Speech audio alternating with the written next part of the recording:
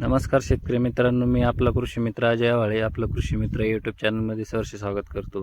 तर शेतकरी मित्रांनो, आज आलेलो आहोत आपण टोमॅटोच्या प्लॉटवरती.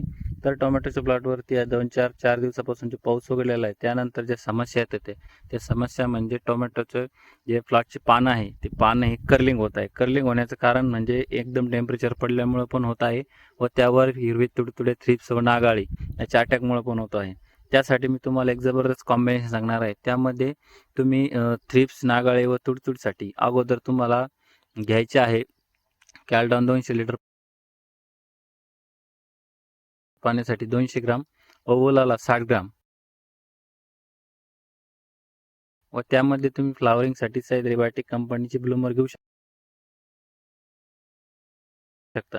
त्यानंतर तुम्हाला 2 ते 3 दिवसांनी जे जास्त ट्रेसमध्ये जर प्लॉट गेलेला असेल, जास्त कर्ल झालेला असेल प्लॉट, तर त्यामध्ये तुम्हाला चिनेटेड कॅल्शियम 200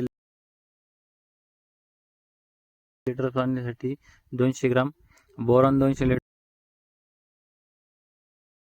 पाण्यासाठी 200 ग्राम व सह्याद्री बायोटेक कंपनीचे जिओसिली 500 ग्राम फवारणीद्वारे घ्यायचे आहे. धन्यवाद.